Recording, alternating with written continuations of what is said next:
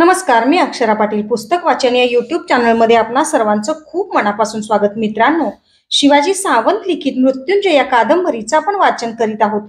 तत्पूर्वी चॅनलवर पहिल्यांदाच असाल किंवा चॅनल यापूर्वी सबस्क्राईब करायचं राहून गेलं असेल तर चॅनल आधी सबस्क्राईब करा आणि व्हिडिओ कसा वाटला ते कमेंट बॉक्समध्ये जरूर कळवा. भाग 8, कर्ण 11. दुर्योधनानं देशोदेशी धाडलेले दूत परत आले. अवंती, चेदी, मगध, सिंध अनेक बलाढ्य देशांच्या राजांनी आम्हाला ससैन्य पाठिंबा देण्याची तयारी दर्शवली. उपप्लाव्याहून श्रीकृष्ण प्रस्ताव घेऊन येणार असल्याची कुणकुण सर्वांनाच लागली होती. त्याप्रमाणे त्याचे पुरोहित ब्रह्मगार्ग्य ऋषी एकदा हस्तिनापुरात येऊन विदुर आणि पितामहांची भेट घेऊन गेलेही. त्यांची काय काय बोलणी झाली कुणालाच कळलं नाही. श्रीकृष्ण कोणत्या दिवशी येणार ते मात्र समजलं. कार्तिकातील पौर्णिमा धरून तो येणार होता. पांडवांच्या राज्यातील अर्धा राज्यभाग तो मागणार होता. त्याला नकार देण्याची कल्पना कुरुयोद्ध्यांनी उचलून धरली होती. शोणाच्या वधाचं सलणारं दुःख एकट्या मलाच नव्हे तर सर्व कुरुयोद्ध्यांना पोळून काढत होतं. माझ्या मनाचा गरुड तर संतापाच्या शिखरावर चढून बसला होता. एकच निर्धार कायम होता, पांडवांशी युद्ध, निर्णायक आणि अंतिम युद्ध. अर्जुनाला कंठस्नान. जरी हा निर्धार कायम होता तरीही इतरांप्रमाणेच मला प्रस्ताव घेऊन येणाऱ्या श्रीकृष्णाबद्दल आदर वाटत होता. कार्तिकी पौर्णिमेचा दिवस धुक्याचं पटल फाडीत उजाडला. जे जे नगरजन कृष्णप्रेमी होते त्यांनी आपल्या निवासांसमोर अशोक आणि आम्रवृक्षांच्या पर्णशाखांच्या वेशी उभारल्या होत्या. अंगण सुगंधी जलानं शिंचून सम्मार्जन करून त्यावर ठिकठिकाणी सुदर्शनाच्या आकाराचं नानाविध आणि मोरपंखांच्या रांगोळ्या चितारल्या होत्या. गुढ्या, तोरणं, पुष्पमालांनी मढवून उंच उभारली होती. एका श्रद्धाळू कृष्णभक्तानं तर आपल्या स्त्रीकडून अंगणात शिशुपाल वधाचा प्रसंग रांगोळीत चितारून घेतला होता. प्रत्येक उंबरट्यावर सुवर्ण कलश गंगेच्या जलानं भरून ठेवले होते. सुस्नात सुहासिनी निरांजन उजाळण्यात गढून गेल्या होत्या. महामंत्री विदुरांनी कुरूंचा खास राजध्वज कळसावर चढविला. आज हस्तिनापूरकरांना फारच दिवसांनी श्रीकृष्णाचं दर्शन घडणार होतं. पांडवांकडून संधीचा प्रस्ताव घेऊन येत होता तरी मला श्रीकृष्णाविषयी अनादर मुळीच वाटत नव्हता. माझं वैर पांडवांशी होतं. त्यांनी केलेल्या माझ्या घोर उपेक्षेशी होतं. माझा एक पुत्र आणि प्राणप्रिय बंधू वदणाऱ्या निर्दय अर्जुनाशी होतं. एका सुतपुत्राचं एका क्षत्रियाशी होतं. ते श्रीकृष्णाशी नव्हतं.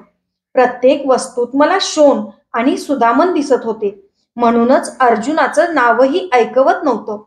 उपप्लाव्याहून निघून त्यानं गंगेकाठच्या वृकस्थल उपनगरात येऊन तळ टाकला. नगरजनांनी तेथपर्यंतचा मार्ग सजवून घेतला.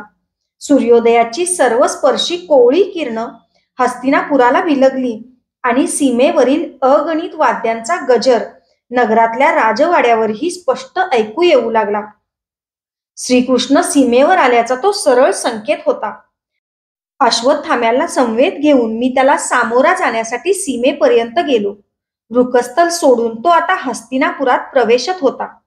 4 पांढऱ्या शुभ्र घोड्यांच्या सुवर्ण मंडित गरुडध्वज रथात बसलेली 4 माणसं होती.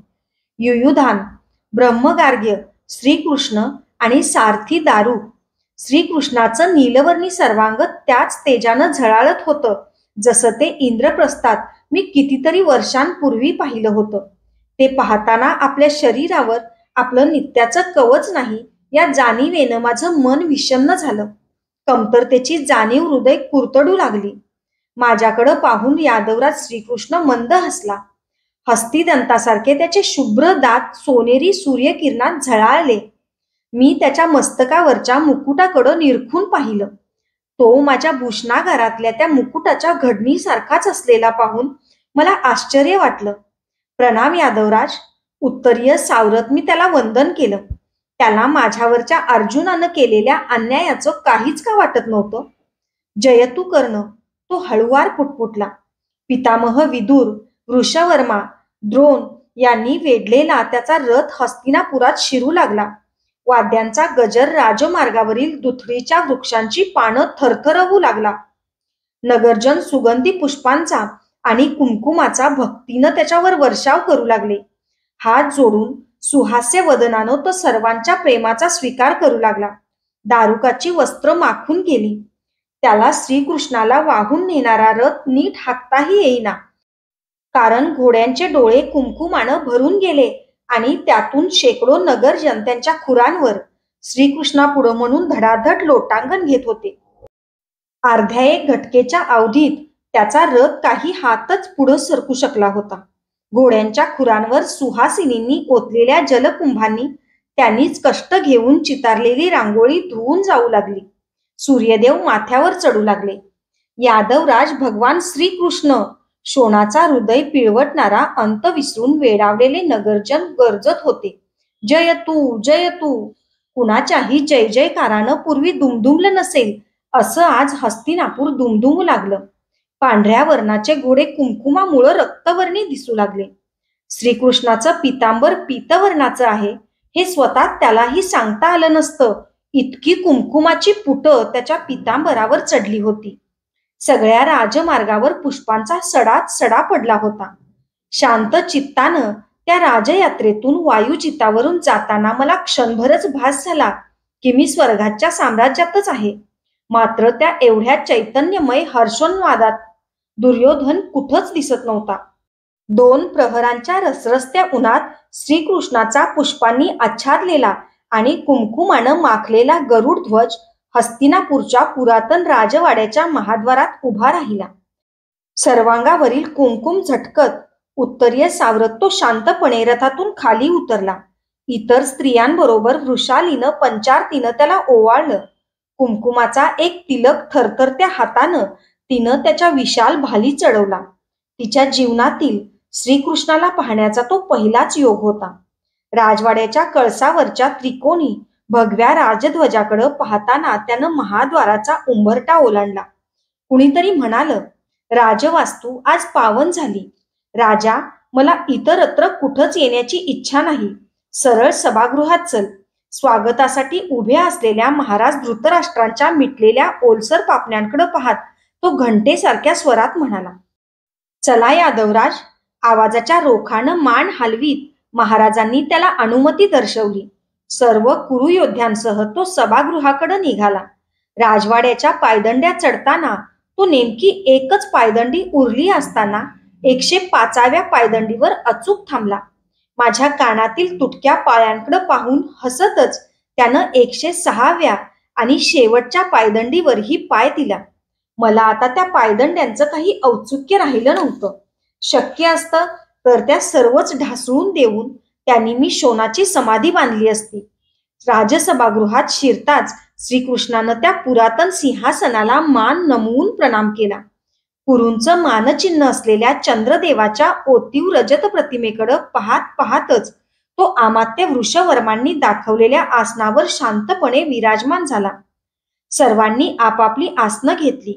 महाराज धृतराष्ट्र आणि महाराणी गांधारी देवी राजसिंहासनावर स्थानापन्न झाले. ही निर्वाणीची, कदाचित शेवटची अशीच राजसभा होती. श्रीकृष्णाच्या दर्शनासाठी वेडावलेल्या योद्ध्यांनी सभागृह तुडुंब भरून गेलं होतं. माझ्या आसनावर बसून मी माझ्या पायांकडे पाहू लागलो. ते निमुळते का असावेत याचं कोडं जीवनाच्या या प्रदीर्घ धावेत अद्याप मला कधीच सोडवता आलं नव्हतं. अमात्य वृषवर्मा यांनी सभेचं प्रयोजन सांगून श्रीकृष्णाचं कुरूंच्या वतीनं रसभरीत वाणीत वर्णन केलं.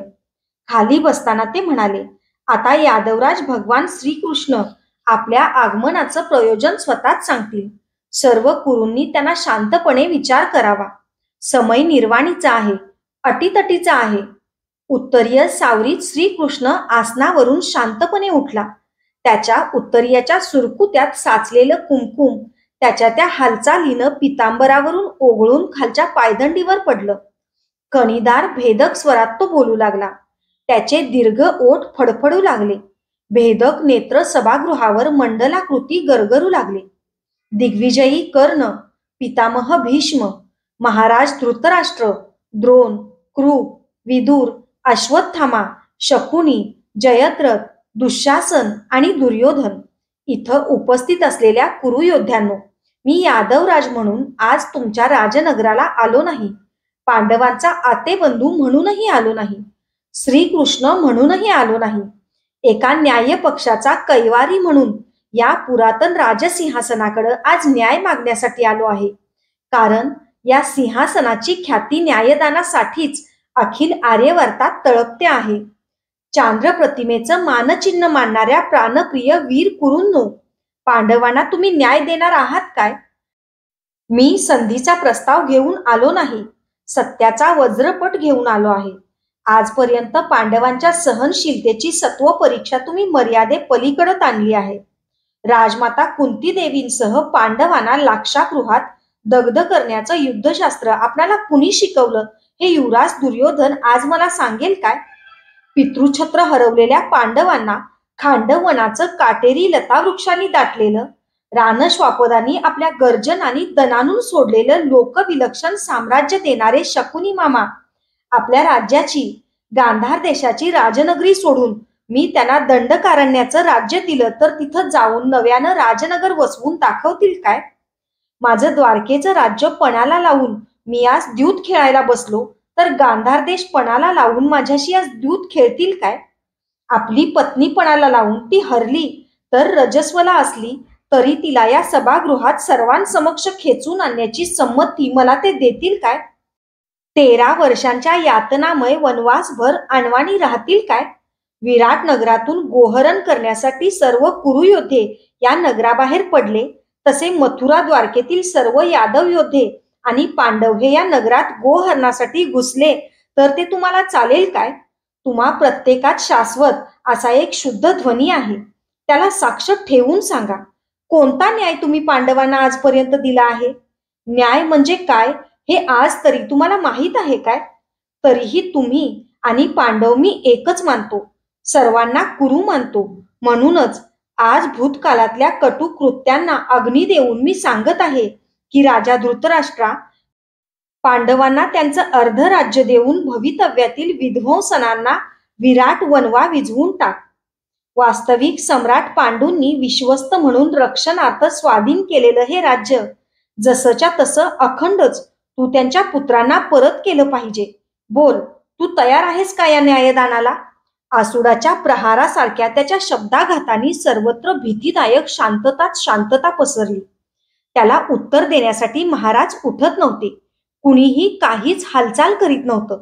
सांगा, कुणीही सांगा, तुमचा अंतिम निर्णय आहे तरी काय? तो पुन्हा सभागृहावर गरगर दृष्टी फिरवीत सर्वांना उद्देशून म्हणाला. त्याच्या कणीदार नादमय आवाजाची तीव्रता विलक्षण ताणली गेली होती.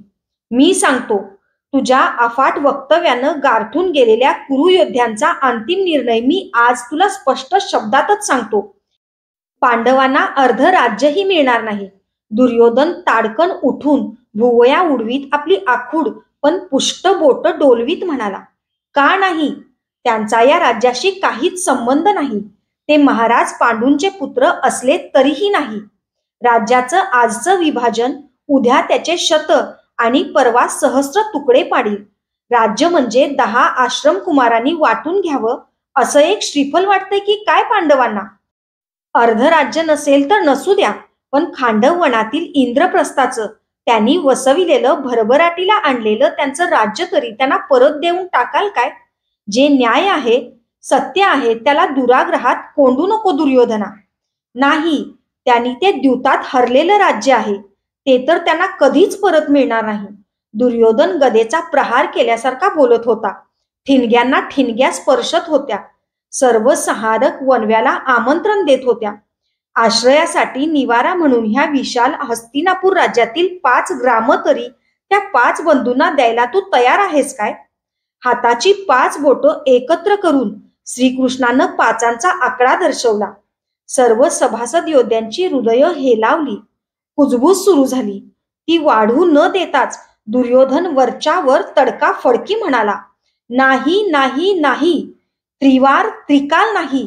5 ग्रामच काय, पण सुईच्या अग्रावर थरथरत उभा राहणाऱ्या धुलीच्या कणा एवढाही भाग या राज्यातून पांडवांना कधीच युद्धाशिवाय मिळणार नाही.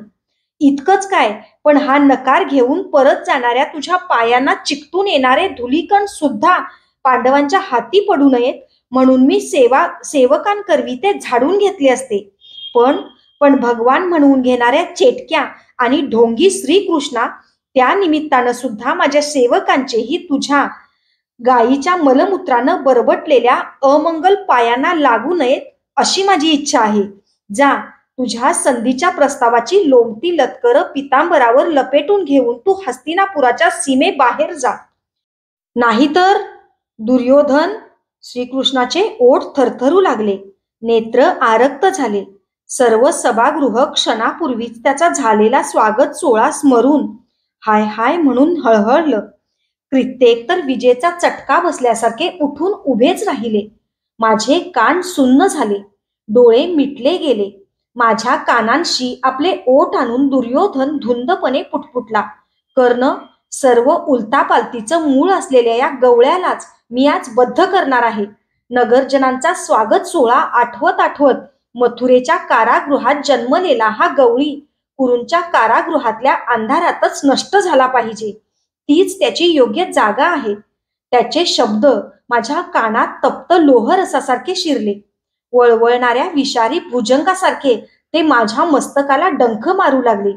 कधी नव्हता तो विरोध दर्शवीत मी त्याच्यावर ओरडलो, दुर्योधना, तू शुद्धीवर आहेस काय? कुणाला बद्ध करण्याची स्वप्न पाहतो आहेस तू? कर्ण, त्याच्या राज्यात असतील तेवढे साखळदंड आणून सामर्थ्य असेल तर मला बद्ध कर म्हणावं. श्रीकृष्णानं क्षणात आपले विशाल नेत्र मिटून घेतले. क्षणभर माझं मन हरपलं. मला भास होऊ लागला की उतू जाणाऱ्या दुधासारखं त्याचं शरीर कणाकणाने स्फुल्लुंगू लागलं. क्षणार्धात त्याच्या मुकुटाचा शिरपेच सभागृहाच्या थेट छताला जाऊन भिडला. त्याचं ते विशाल रूप धारण केलेलं शरीर पुन्हा एकदा दिव्य तेजकणांनी ओतप्रोत भरलं. वादळी वाऱ्यालाही मागं टाकतील असे ते तेजकण चरणांपासून मस्तकापर्यंत कितीतरी प्रचंड गतीनं नुसते गरगर फिरू लागले. सभागृहातील पाषाणाचे कोरीव स्तंभ त्याच्या दिव्य शरीरातून निघणाऱ्या असह्य प्रकाश वलयांनी वितळतील की काय असंच मला वाटू लागलं. सर्व कुरुयोद्धे, ऋषीमुनी, सेवक सेविका भयग्रस्त होऊन त्या विराट देहापुढं लोटांगण घेऊ लागले. अंगावर कवच नसल्यामुळं त्याच्या तेजस्वरूपाची झळ आता मलाही पोचत होती, सोसवत नव्हती. कुंभारासारख्या गोलाकार असलेल्या त्या तेजस्वी मुखातून शब्द सुद्धा तेजाचं रूप घेऊनच बाहेर पडू लागले. सभागृहाच्या छताला छेदू लागले. मी भानावर आलो त्यावेळी श्रीकृष्णाचे शब्द माझ्या कानांवर पडले. युद्ध, युद्धानं कुणाचेही प्रश्न मिटणार नाहीत. युद्ध हा मानवी क्रौर्य उकरून काढण्यासाठी योजावा लागणारा पण तेवढाच कठोर अंतिम उपाय आहे. युद्धामुळं मानव जातीचं कधीही कल्याण होणार नाही, कारण ते जीवनाचं अंतिम ध्येय नव्हे. जीवनाचं अंतिम ध्येय आहे प्रकाश, ज्ञानाचा, विज्ञानाचा, आत्म्याचा प्रकाश. तुम्हा सर्वांना तो प्रकाश युद्धातील मृत्यूतच मिळणार असेल तर मीही पाहिजे तसलं भयान महायुद्ध पेटवीन. ज्या मातीतून तुम्ही जन्माला आलात, जिच्या अंगरंगातून रस घेतलेलं धनधान्य खाऊन वाढलात, त्या मातीचंच तुमचं उत्तान शरीर चैतन्यहीन करून मिसळून टाकीन. हे युद्ध जगाला तुमचा अहंकार, मार्गच्युतता, कपट, क्रौर्य, सूड या राक्षसी विकारांचीच कथा पिढ्यानपिढ्या ऐकवत राहतील. म्हणूनच लक्षात ठेवा, या युद्धात मी स्वतः हाती शस्त्र धरणार नसलो तरीही धरतीला भारभूत झालेली तुमची माजलेली उन्मत्त शरीर तिच्याच मातीत एकरूप करीन. वाचा बंद झाल्यासारखे सर्वजण निशब्द झाले होते. एकट्या महाराज धृतराष्ट्रांना दृष्टी नसल्यामुळं राजसभेत काय प्रकार घडतो आहे त्याची नीट कल्पनाच आली नसावी. सिंहासनावरून उठून ते भयग्रस्त आवाजात म्हणाले, यादवराज, आजचं भोजन राजवाड्यावर घेऊन जा. ते ऐकून त्या राजाच्या घनघोर अंधत्वावर हसावं की रडावं हे कुणालाच कळेना. राजा, आज मी हस्तिनापुरातच भोजन घेणार आहे, पण तुझ्या या न्यायभ्रष्ट राजवाड्यावर नाही, तर ते विदुरांच्या पर्णकुटीत राजमाता कुंती देवींच्या हातचं. तो आपलं आसन सोडून ज्या शांत चालीनं सभागृहात आला होता त्याच शांत चालीनं बाहेर निघाला. त्याला निरोप देण्यासाठी म्हणून पितामह द्रोण, कृप, अश्वत्थामा सर्वजण त्याच्या मागोमाग राजवाड्याच्या महाद्वारापर्यंत खेचल्यासारखे सरसावले. ते भयभीत झाले होते, व्याकुळ झाले होते, मनोमन पार हादरले होते. श्रीकृष्ण कोण असावा? एक गोपाळ, एक योद्धा, यादवराज, पांडवांचा मामे बंधू, की की दुर्योधन म्हणाला तसा चेटक्या? माझ्या मस्तकात प्रश्नांचे घणाघात बसू लागले.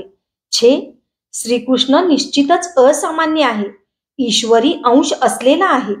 विचारांचे अचूक बाण शंकांचं मस्तक फोडत होते. मीही उठून सर्वांसमवेत त्याला पोहोचवण्यासाठी महाद्वारापर्यंत आलो. उंबरटा ओलांडताना तो क्षणभर थांबला. मागं वळून त्यानं सर्वांना प्रणाम केला. मीही माझे हात जोडले. घडू नये ते घडलं होतं, आणखी घडणार होतं. कर्ण, ये. त्यानं उजव्या हाताची बोटं मुडपून मला जवळ बोलविलं. जवळ जाताच एकदम माझा हात त्यानं आपल्या हाती घेतला.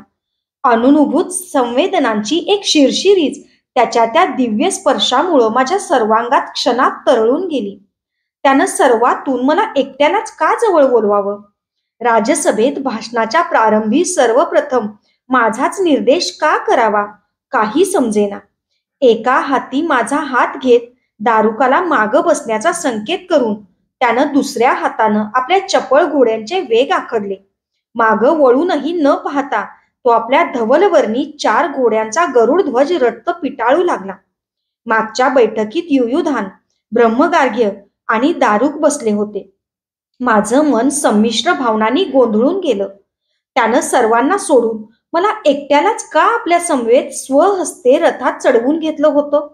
कुणाचाही हात हाती न घेणाऱ्या श्रीकृष्णानं एकट्या माझाच हात आपल्या हाती आज का घेतला होता? त्याच्या रथचक्रांबरोबर माझं विचारचक्र धावत होतं. कडेच्या एका डेरेदार आम्रवृक्षाच्या गर्द पर्णझडीतून एक कोकिळ पक्षी सप्तसुरातील ताण घेत आमच्या रथावरून झेपावत सरकन पश्चिमेकडे गेला. त्याच्याकडं पाहताना मला मावळतीच्या सूर्यदेवांचं दर्शन झालं. आजचं संध्याकाळचं अर्घ्यदान राहिलंच. मी स्वतःशीच पुटपुटलो. कडेचे कदंब, अशोक, आम्र, पिप्पल असे कितीतरी वृक्ष तीरासारखे सरासर धावत मागं पडत होते. रथ नगराबाहेर जाण्यासाठी धावतच होता. माझ्या जीवनाचा राजरथही त्याच्या सहवासात कीर्तीच्या राजमार्गावरून सुसाट धावत होता. श्रीकृष्णाच्या रक्तवर्णी मृदुल उबदार हातात हात गुंफून वायूबरोबर फरफरणारं त्याचं पितांबर माझ्या मांडीला घासत होतं. वळण घेताना कललेलं त्याचं नीलवर्णी शरीर माझ्या शरीरावर निशंकपणे पुन्हा पुन्हा रेलत होतं. जिथून विदुरांची पर्णकुटी स्पष्ट दिसेल अशा एका गर्द वटवृक्षाजवळ येताच त्यानं वेग आखडत रथाची गती कमी केली. नगराच्या सीमेजवळ आम्ही केव्हाच आलो होतो. समोरचं शेकडो वर्ष जलदान करीत वाहणारं गंगेचं पात्र दूरवर मावळतीच्या प्रदीर्घ सुवर्ण किरणात झळाळत होतं. गरुडांचा एक थवा कितीतरी उंचावरून आपले भक्कम पंख फडफडवीत मैनाक पर्वतावरच्या आपल्या निवासस्थानाकडे परतत निघून गेला. तो पाहताच मला शोनाची आठवण झाली. एकदा त्यानं विचारलं होतं, दादा तू जाशील का रे गरुड पक्षासारखा उंच उंच? आज शोन नव्हता, होत्या त्याच्या हृदय हेलावणाऱ्या स्मृती. एकदम वेग आखडले गेले. रथ थांबला नाही. माझी विचारचक्रही थांबली. नगराबाहेरची सीमा संपली होती. चल कर्ण. त्यानं मला एका डेरेदार वटवृक्षाच्या दाट छायेखाली चलण्याचा संकेत केला. रथ मार्गावर तसाच सोडून तो माझा हात हाती घेत त्या विशाल वृक्षाच्या एका गर्द शाखेखाली आला. एका काळ्या पाषाणावरची धाटलेली धूळ आपल्या उत्तर्यानं झटकत तो यादवांचा तेजस्वी नायक त्यावर बसला. शेजारी जागा असूनही मी त्याच्या चरणांजवळ बसलो. कलिंग देशात महेंद्रावर अशाच एका वटवृक्षाखाली भगवान परशुरामांचं मस्तक मी आपल्या मांडीवर घेतलं होतं. तो दिवस मला आठवला. आज माझा हात श्रीकृष्णाच्या हाती होता. तसाच वटवृक्ष माथ्यावर होता. सूर्यास्ताच्या तिरकस सोनेरी किरणात श्रीकृष्णाचं निळं शरीर तळपत होतं. कंठातील पुष्कराज, माणिक, मोती, हिरे, वैदुर्य यांचे गुंफ त्याच्या श्वासोश्वासाबरोबर मंद लयीत वर खाली होत होते. मस्तकावरचा सोनेरी मुकुट परावर्तित प्रकाश वलय फेकत होता.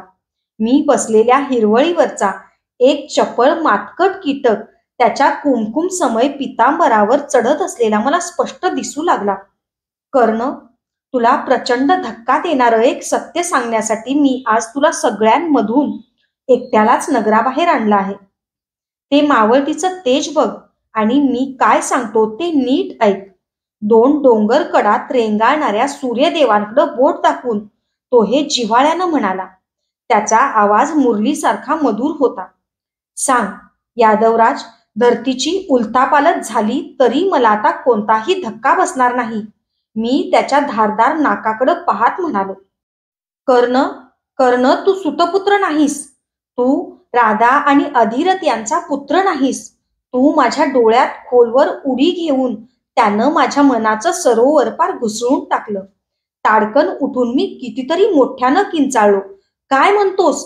मी सुतपुत्र नाही, राधा मातेचा पुत्र नाही. नाही यादवराज, हे असत्य आहे, असत्य आहे. एक वेळ तुझं सुदर्शन चालव, पण हे असं जिभेचं खडगं नको चालवूस. मी सांगतो आहे तेच सत्य आहे. तू क्षत्रियांचाही क्षत्रिय शोभशील अशा एका दिव्य कुलातील आहेस. तू तू राजमाता कुंती देवींचा प्रथम पुत्र आहेस. पश्चिम क्षितिजावर तुला तुझं कुल सांगण्यात माझी काही चूक तरी होत नाही ना? हे काटेकोरपणे पाहणाऱ्या साक्षात सूर्यदेवांच्या हिरण्य गर्भाचा तेजपुत्र आहेस तू. त्यानं पश्चिम क्षितिजाकडं बोट उंचावलं. माझ्या सर्वांगातल्या रक्ताचे कण कसे त्याच्या शब्दांबरोबर उधळू लागले. हर्ष, अभिमान, महानतेची जाणीव यांनी मनाचा कोश फुटून नेत्राच्या पन्हाळीतून सरसर पाझरू लागला. मी सूर्यपुत्र आहे, मी सूर्यपुत्र आहे म्हणून आनंदानं ओरडत धुंद होऊन थैथै नाचावं असं वाटू लागलं. माझ्या जीवनाचं राजवस्त्र सामाजिक संकेतांच्या, स्वार्थाच्या, अहमन्यतेच्या धुळीत तपन तप निर्दयपणे तुडवणाऱ्यांना गरजून सांगावंसं वाटत होतं की मी सूर्यपुत्र आहे, मी सूर्यपुत्र आहे, तेजाचा पुत्र आहे, हीन नाही, क्षुद्र नाही. कर्ण, तू राधेय नाहीस, कौंतेय आहेस, म्हणून पांडवांचा सख्खा बंधू आहेस. थोरला पाषाणावरून उठत श्रीकृष्णानं माझ्या खांद्यावर हात ठेवला. त्याच्या शब्दांपेक्षा त्याचा स्पर्श शीतल होता. श्रीकृष्णा, सत्य काय आणि असत्य काय तेच मला समजेनासं झालंय. मी कौंतेय आहे तर कुंती देवींपासून दूर कसा? पांडव आहे तर पांडवांपासून अलग कसा? सूर्यपुत्र आहे तर अंधाराच्या साम्राज्यात चाचपडत असलेला कसा? ती एक महान कथा आहे. जगातल्या कोणत्याही पाषाण हृदयी मानवचंही अंतःकरण पाझरावं अशी करुणामय आहे. समाजाच्या संकेतांच्या क्रौर्याची, एका मातेच्या मूक क्रंदनाची. कुंती देवीला कौमार्यावस्थेत दुर्वास ऋषींच्या दिव्य मंत्रांमुळं तू सूर्यापासून प्राप्त झालास. त्यावेळी ती भोजपूर राज्यात होती. कौमार्यावस्थेत पुत्रप्राप्ती ही सामाजिक दृष्टिकोनातून राजकन्येला कलंकित करणारी गोष्ट ठरणार होती. तुला घेऊन ती कधीच जगली नसती. जगानं तिला जगूच दिलं नसतं आणि ती जगली नसती तर तूही अस्तित्वात राहिला नसतास. म्हणून मनावर हिमालया एवढा पाषाण ठेवून त्या महान स्त्रीनं तुझा अश्वनदीत त्याग केला. जन्मलास त्या दिवशीच अश्वनदी, चर्मण्यवती, यमुना आणि गंगा असा पेटिकेतून प्रवास करीत तू एका प्रभाती अधिरथाला गंगेत सापडलास. तेव्हापासून आतापर्यंत तू सारथी म्हणूनच वाढलास. स्वतःच्या दिव्य कुलाचा वारसा माहीत नसल्यामुळं दुर्दैवाच्या चक्रात सापडलास. कर्ण, कर्ण, तू सारथी नाहीस. दुर्योधनाच्या अन्यायी पक्षाला उभा राहू नकोस. जगात कुणालाही नसतील असे 3 पिते आणि 3 माता तुला लाभले आहेत. सूर्यदेव, महाराज पांडू आणि अधिरथ यांचं पितृछत्र तुझ्यावर आहे. कुंती देवी, राधा आणि गंगा यांचं मातृत्व तुझ्यासाठी तळमळतं आहे. कर्ण, आजचा एकच दिवस तुझ्या जीवनाला आमूलाग्र वळण देण्याचा आहे. तुझं कुल श्रेष्ठ आहे, तुझा वारसा दिव्य आहे. पांडव तुझे सख्खे बंधू आहेत. तू सर्वात पहिला पांडव आहेस, ज्येष्ठ कौंतेय आहेस. त्याच्या प्रत्येक शब्दांशब्दाबरोबर भावनेची एक एक प्रचंड लाटच माझ्या मनाच्या किनाऱ्यावर घोंगावत गरजत आदळू लागली. क्षणातच जेव्हा चंपानगरीहून हस्तिनापुरात आलो त्या दिवसापासूनचं माझं जीवन त्याच्या विराट रूपातल्या उजव्या हाती धरलेल्या सुदर्शनासारखं डोळ्यांसमोर गरगर फिरू लागलं. घटनांचे असंख्य तीक्ष्ण आरे उरात चलू लागले. साक्षात तेजाचा पुत्र असूनही या दीर्घ जीवनक्रमात अपमान, वंचना, अवहेलना, उपेक्षा यांशिवाय मी दुसरं काय अनुभवलं होतं? कुठून मी कुठं आलो होतो? जीवनाचा अर्थ तरी काय? कुणाच्या तरी अपराधाची हृदय पिळवटणारी एवढी महान शिक्षा दुसऱ्या कुणाला तरी मिळावी, हे जीवन आहे काय? साक्षात सूर्यपुत्र असूनही नियतीच्या किती क्रूर थपडा खात आलं होतं माझं जीवन. की की ज्या अग्निमध्यातून मी जन्माला आलो त्या अग्नीचा कधीच विसर पडू नये म्हणूनच नियतीनं ही जीवनाची आग मुक्त हस्तानं माझ्या सुवर्ण मस्तकावर ओतली होती. सूर्यपुत्र छे, सूर्यपुत्र राधेय छे, कौंतेय 105वा कुरु छे, पहिला पांडव. माझं मलाच नीट समजेना की मी कोण आहे, कुठून आलो, कुठं जाणार. श्रीकृष्ण सांगत होता म्हणूनच ते मी सत्य मानू शकत होतो. नाहीतर कर्ण, तू अज्ञानानं आजपर्यंत कौरवांसाठी सतत झिजलास, व्यर्थ झिजलास, पांडवांचा द्वेष करीत आलास, सख्या बंधूंचा अज्ञानानं दुस्वास करीत आलास. आता सत्य समजल्यानंतरही तू तसाच राहणार आहेस काय? लक्षात ठेव, विकास आणि वाढ ही जीवनाची लक्षणं आहेत. आजपर्यंत तू कोंदटलेला राहिलास, कीर्तीनं असामान्य झालास, तरीही मनानं जखडलेलाच राहिलास. मी तुझा मामे बंधू या नात्यानं तुला आज आव्हान करतो आहे. चल परत आपल्या घरकुलात चल, रक्तात चल, पांडवात आपल्या बंधूत चल. तो उपप्लाव्याच्या दिशेनं तर्जनी उंचावून बोलत होता. मला ते ऐकताना माझ्या जीवनाचा आम्रवृक्ष क्रूर काळानं काटेफड्यात का लावावा तेच समजेना. एकदम मन बधीर झालं. अगदी ऐन निर्वाणीच्या प्रसंगी विश्वासघात करून कुरूंना सोडायचं काय? सारथ्यांच्या दलदलीत पडलेलं माझं जीवन कमल आपल्या हातांनी एका रात्रीत राजसिंहासनावर चढवणाऱ्या दुर्योधनाच्या पाठीत खडग खुपसून पांडवांकडे चालतं व्हायचं काय? जिनं माझ्या सुखदुःखांना आपल्या सख्या पुत्राच्या सुखदुःखांपेक्षा श्रेष्ठ मानलं होतं त्या राधा मातेला धिक्कारून कुंती देवीला मिठी मारायची काय? नाही नाही, मी कौंतेय नाही, मी राधेयच आहे. नाही, मी सूर्यपुत्र नाही, मी सुतपुत्रच आहे. संस्कारांनी घडवलं तेच माझं जीवन आहे. नियतीनं दाखवली तीच माझी दिशा आहे. कर्ण, असा संभ्रमात पडू नकोस. चल, माझ्या समवेत रथारूढ हो आणि सरळ उपप्लाव्याला चल. धर्मशास्त्राप्रमाणे तू पांडुष राजाचा काणीन पुत्र आहेस, ज्येष्ठ पांडव आहेस. वेदवेत्या ब्राह्मणात राहून तू आपलं धर्मज्ञान वाढवलं आहेस. ब्रह्मचर्य आणि अर्घ्यज्ञान, आत्मसंयमन, दानसत्र यांनी तू महत् पदाला पोहोचला आहेस. प्रत्येक पांडव एकेका गुणात श्रेष्ठ आहे. तू तर सर्वच गुणांनी युक्त आहेस. पहिला पांडव हे सार्थ नामाभिधानं तुला शोभण्यासारखं आहे. चल कर्ण, अजूनही शाश्वत मार्गाकडे चल. समय गेलेला नाही. माझं म्हणणं मान्य कर. चल, चिरविरह सोसणाऱ्या आपल्या कुंती मातेकडे चल. बंधू प्रेमासाठी उत्सुक असलेल्या बांधवांकडे चल. या सर्व राज्याचा अभिषेक वडील बंधू म्हणून पांडव तुलाच करतील. हातामध्ये पांढरी शुभ्र चौरी घेऊन युधिष्ठिर ती तुझ्या मस्तकावर विनयानं जीवनभर ढाळीत राहील. तू रथात चढल्यानंतरच परिचारक म्हणून तुझ्या मागूनच तो रथात चढेल.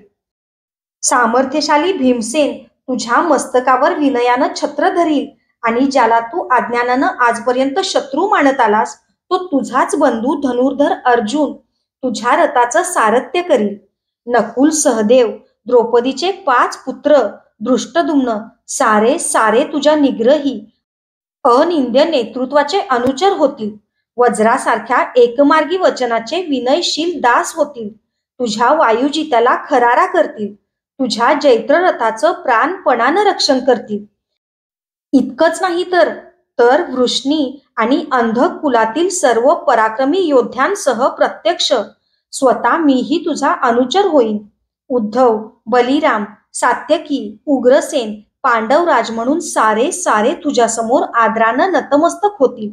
प्रद्युम्न, चारुदेष्ण, सुदेष्ण, चित्रगु, भानुसेन हे माझे पुत्र तुझ्या आज्ञांकित राहण्यास स्वतःला धन्य मानतील. वीर अभिमन्यू तुझ्या चरणांना स्पर्श केल्याशिवाय कधीही रथारूढ होणार नाही. आणि सुगंधी शरीराची श्यामल आर्या द्रौपदी पती म्हणून तुझ्या तळपायांना चंदन मिश्रित गंधित उठणं चोळील. चल, गेली तपण तप अखंडपणे पुत्रवियोगाच्या दारुण यातनांनी होरपळून गेलेल्या तुझ्या जन्मदात्या मातेचं हृदय तुझे 2 अश्रुबिंदू तिच्या वृद्ध चरणांवर ओघळताच कृतार्थतेच्या जाणीवेनं शांत होईल. राजा वसुसेन म्हणून तुझ्या कीर्तीच्या दिंडीमानं आर्यवार्ताचेच नव्हे तर त्रैलोक्याचेही द्विकोण दुमदुमून जातील. सम्राटांचा सम्राट म्हणून आर्यांच्या येणाऱ्या पिढ्यानपिढ्या तुझं शुभ नाम सुप्रभाती मुखातून उच्चारतील. नाहीतर कौरवांच्या अन्यायी पक्षाला साथ देऊन अहमपणे साऱ्या आर्यवर्ताला युद्धाच्या खाईत लोटणारा, खोट्या आदर्शांना उराशी कवटाळीत स्वतः जळून इतरांना दग्ध करणारा, तेजाचा पुत्र असून अंधारात अंत पावलेला, अशाच तुझ्या स्मृती कोटी कोटी आर्यांची मन लक्ष लक्ष अनुकंपेनं सदैव पोखरत राहतील. चल, माझ्या समवेत रथारूढ हो. माझा हात धरून त्यानं मला रथाच्या दिशेनं ओढलं. निग्रहानं धरतीत पाय रोवून मी म्हणालो, नाही मधुसूदना, कुणाच्या स्मृती कशा राहतील यांच्याशी मला काहीच कर्तव्य नाही. केवळ आजची ही स्मृती मात्र मी जीवनभर नाही विसरणार, कधीच नाही विसरणार. मेघश्यामा, माझा हात तुझ्या मृदुलतम हातात आहे. मी सूर्यपुत्र आहे या जाणीवेनं तो थरथरतो आहे. जीवनाच्या धन्यतेचा अन्य कोणताच अर्थ मला मान्य नाही. तूच सांग. मी सूर्याचा पुत्र आणि ज्येष्ठ कौंतेय असताना त्या दिव्य कुलाला शोभेल असा वागू की पदभ्रष्ट होऊ? सूर्याचा किरण कधीतरी वक्र गेला आहे काय? एकदा धरली ती दिशा, ती बाजू, तो पक्ष, त्रैलोक्याचं राज्य, संपत्ती, कीर्ती, प्रेमबंध कोणताही पाश सूर्यकिरणांना बद्ध करू शकत नाही. तू राज्य दिलंस तर तेही मी दुर्योधनाच्या चरणांवर घालीन.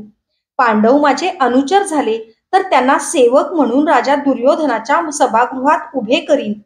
कर्ण आणि पांडव या जन्मानं निगडीत अशा जीवनरेषा असतील, पण माधवा, दुर्योधन आणि कर्ण या पूर्वजन्मानं निगडीत अशा जीवनरेषा आहेत. सांग, एकाच डहाळीवर उमललेली सर्व पुष्प गोपाळांनी तुझ्या तरी चरणांवर कधी अर्पण केली आहेत काय? ज्याच्या निर्भेळ स्नेहावर मी तपन तप अखंडपणे समुद्र वलयांकित राज्य सुखाचा आजवर अमित उपभोग घेतला, त्या दुर्योधनाला विश्वासघाताच्या खोल गर्तेत लोटून स्वार्थापोटी आणि प्रेमापोटी पांडवांचा पक्ष कसा स्वीकारू? सूर्यपुत्राला ते शोभा देणारा आहे काय? ज्या वृषालीनं सारथी कन्या असूनही द्रौपदीनं कधी दिली नसती अशी भावगंधित साथ मला जीवनभर दिली आहे, त्या माझ्या पत्नीला केवळ द्रौपदीच्या सुगंधी सौंदर्यासाठी लाथाडू? कौंतेयाला ते कीर्तिप्रद होईल काय, जिनं माझं मलमूत्र काढताना सुद्धा वसू वसू म्हणून माझ्या मस्तकाचं प्रेमानं पुत्र म्हणून अवघ्राण केलं आहे? त्या राधा मातेला केवळ जन्माचं दान देऊन नाळही न तोडता मला अश्वनदीच्या घोंगावणाऱ्या पात्रात सोडणाऱ्या भ्रांत चित्त मातेसाठी, कुंती देवींसाठी दूर लोटू? नाही, ऋषिकेशा, ते शक्य नाही. प्रत्यक्ष मृत्यूचा मुक्त वर्षाव माझ्या मस्तकावर झाला तरीही चालेल, पण स्वत्वाचं एवढं घनघोर मरण मी कधीच पत्करणार नाही. आजच्या या प्रसंगी एका विचित्र योगायोगाचं मला मात्र नवल वाटतं आहे. तू एका क्षत्रिय कुलात जन्मलास आणि दुर्भाग्यानं गोकुळातल्या गोशाळेत वाढलास. यशोदा मातेनं तुझं संगोपन केलं. मीही एका दिव्य कुलात जन्मलो आणि दुर्वशात चंपानगरीत अश्वशाळेत वाढलो. राधा मातेनं माझं संगोपन केलं. तत्व म्हणून आपला मामा कंस याच्यावर तुला मुष्टी प्रहार करावा लागला. मला तत्व म्हणून उद्या बंधूंवर प्रहार करावा लागणार आहे. पण काय करणं? बोल, स्पष्टपणे बोल. तो माझ्या डोळ्यात पुन्हा खोलवर पाहत म्हणाला, वासुदेवा, तू यशोदा मातेचा केलास तसा मी राधा मातेचा त्याग नाही रे करू शकत. तू गोकुळातल्या गोपाळांना भुललास, तसा मी कधीही चंपानगरीतील सारत्यांना नाही भुलू शकत. आर्यवर्ताला युद्धाच्या खाईत लोटणारा, स्वतः जळून इतरांना दग्ध करणारा तेजाचा पुत्र असून अंधारात अंत पावणारा अशा कटू स्मृतींनी आर्यांची कोटी कोटी म्हण लक्ष लक्ष वर्ष माझ्यासाठी कधीच सलत राहणार नाही. मात्र ती सलत राहतील तुझ्यासाठी. माझ्यासाठी कुठल्या न्याय पक्षाच्या संधीचा प्रस्ताव घेऊन आज तू आला आहेस? 12 वर्षाचा वनवास आणि 1 वर्षाचा अज्ञातवास पांडवांनी भोगला म्हणून कळवळून सांगणाऱ्या श्रीकृष्णा, त्यासाठी ते द्यूत खेळे होते हे तरी तू नाकारत नाहीस ना? पण कोणतंही द्यूत न खेळता मी जीवनभर जो घोर घृणामय अज्ञातवास पत्करला आहे, त्यासाठी तुझ्या न्यायप्रिय मनाला कुठंतरी तीव्र यातना होतात काय? त्या झाल्या असत्या तर तू मला पांडवांकडे येण्याचा आग्रह कधीच केला नसतास. घननिळा एक राजकीय मुत्सद्दी म्हणून येऊनही तू मला भावनामय आव्हान आज करतो आहेस.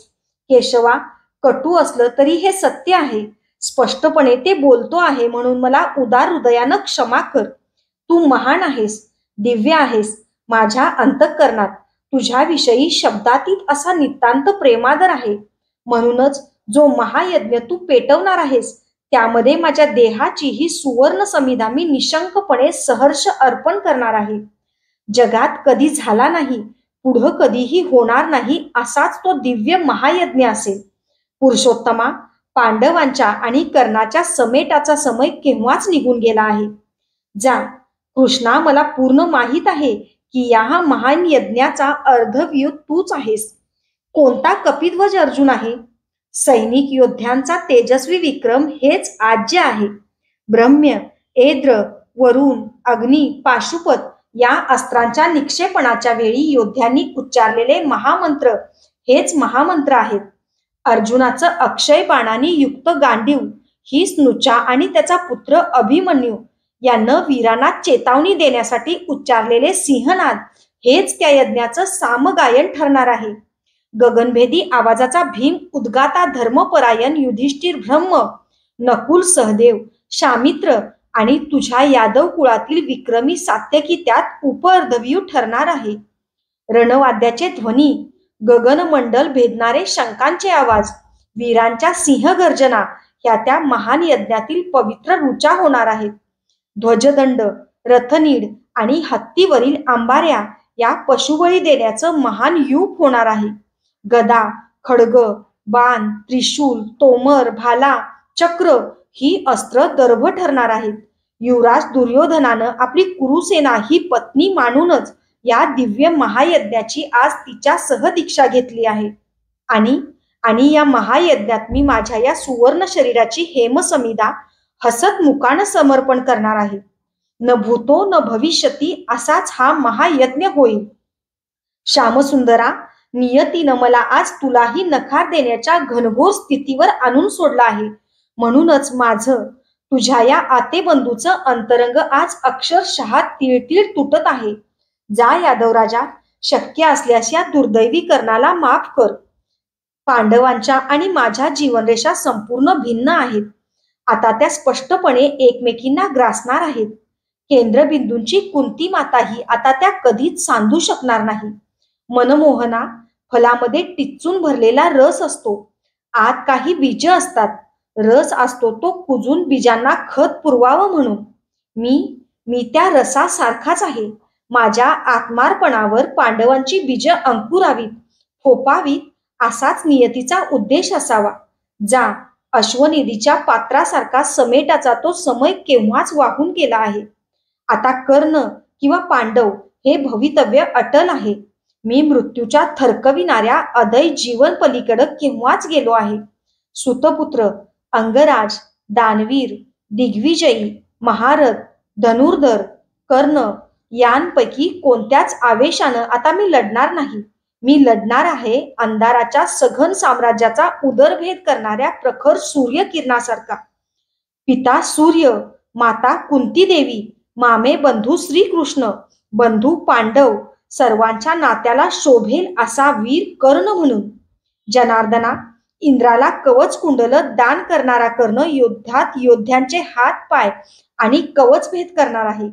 सूर्यदेवांना जीवनभर अर्घ्यदान करणारा कर्ण रणांगणात वीरांना कंठस्नान घालणार आहे. जीवनभर राधा मातेचे चरण धुणारा कर्ण युद्धात वीरांच्या रक्तानं आता या पुण्यवान आर्यभूमीचे चरण धुणार आहे. जीवनभर शापित ठरलेला कर्ण सर्वांना स्वर्गाचं वरदान करणार आहे. जीवनभर अवमानित झालेला कर्ण संग्रामात सर्वांना गौरवणार आहे. जा यदुत्कुलपणा, शांत चित्तानं महायज्ञाच्या तयारीला लाग. आणखी एकच विनंती आहे, पांडवांना मी ज्यांचा ज्येष्ठ बंधू आहे असं कधीच सांगू नकोस, मग ते माझ्याशी कधीही प्राणपणानं लढणार नाहीत. जा बंधू राजा, कर्णाचं राजरत्न पांडवांच्या राजमुकुटात कधीच बसू शकत नाही हे त्यांना तुझ्या रसाळ वाणीनं पटवून सांग. आणि या सुतपुत्राचा हा निर्वाणीचा भावप्रणाम उदार अंतःकरणानं मान्य करून घे. ऋषिकेशा, तुला देण्यासाठी हा एवढा भावप्रणामच आता माझ्याजवळ शिल्लक आहे. मी त्याच्या चरणांना स्पर्श करण्यासाठी ओनावलो. माझ्या नेत्रातून ओघळलेले 2 अश्रुबिंदू त्याच्या नितळ नील चरणांवर ठिबकले. क्षणभर थरथरले आणि खालच्या मातीत एकरूप झाले, अदृश्य झाले. जयतू राधेय कर्ण, त्यानं माझे खांदे धरून हळुवारपणे मला उठवलं आणि गाढ प्रगाढ आलिंगन दिलं. धन्यतेच्या भावनेनं ओघळणारा माझ्या नेत्रातील अश्रूंचा पूर त्याच्या निळ्या पाठीच्या रेखीव पनाळीतून पाझरू लागला. त्याचेही अश्रुबिंदू माझ्या मस्तकावर पडताच जीवनाचा दिग्विजय पूर्ण झाला असंच मला वाटलं. एवढा सौभाग्याचा, एवढा गौरवाचा, एवढा धन्यतेचा कृतार्थ कळसाचा क्षण कोणताच नव्हता, कोणताच असणार नाही. आपल्या हातातील माझा हात हळुवारपणे सोडून पश्चिम क्षितिजावर एक दृष्टिक्षेप टाकत मंदपणे चालत तो रथारूढ झाला. वेग हाती घेऊन रथनिडावर उभा राहिला. आपल्या शुभ्र घोड्यांवर प्रहार करण्यासाठी त्यानं आसूड उंचावला. त्याची माझी ही अंतिम भेट होती. मनाच्या भांडारात पडलेलं एक हृदय पोखरणारं शेवटचं दुःख मला त्याच्या स्वाधीन करायचं होतं. सर्वांपासून पूर्णतः मुक्त व्हायचं होतं. वायूसारखं, सूर्यकिरणांसारखं. माधवा, थांब. हात उंचावून त्याला मी साद घातली. आसूड तसाच उंच धरून तो आश्चर्यानं माझ्याकडे पाहू लागला. धावत जाऊन त्याच्या रथनिडावर हात ठेवून संथपणे त्याला म्हणालो, मी कधीच तुझ्याकडं काही मागितलं नाही. आज मागतो आहे. माझं एक काम करशील काय? तू केवळ तूच योग्य आहेस त्यासाठी. सांग, कसलं काम राधेया? त्यानं भुवया उंचावल्या. अच्युता, त्या विशालाक्षी श्यामल भावगंधी द्रौपदीला सांग की कर्णाच्या अंतःकरणाच्या विनेची एक भग्न तार तुझ्या केल्या अवहेलनेच्या जाणीवेनं सदैव कर्कशपणे झनकारत राहिली आहे. परंतु 5 पतींशी पत्नी असूनही पतिव्रत्याच्या पवित्र कळसावर पोचलेल्या त्या एकमेव आर्येला, पांचालीला सांग की शक्य असल्यास त्यासाठी कर्णाला क्षमा कर. वेग उडवून त्यानं रथ विदुरांच्या पर्णकुटीच्या दिशेनं वळवला. चक्राखाली उडणारी धूल मला स्पष्ट दिसत होती. थोडा अवकाशातच ती शांत झाली, पण माझ्या मनातील विचारांचा लोळ शांत झाला नव्हता. ज्या पर्णकुटीत राजमाता होती तिकडं पाठ फिरवून मी राजवाड्याकडे परतलो. राजमाता होती ती मला जन्म देणारी. राजवाड्यात राधा माता होती, जो काही मी होतो तो घडवणारी, मला निर्माण करणारी. धन्यवाद. अशाच नवनवीन आणि विविध विषयांवरच्या कथा, कविता आणि पुस्तकांसाठी पुस्तक वाचन बाय अक्षरा पाटील हे चॅनल सबस्क्राईब करा आणि व्हिडिओ कसा वाटला ते कमेंट बॉक्समध्ये जरूर कळवा. थँक्यू.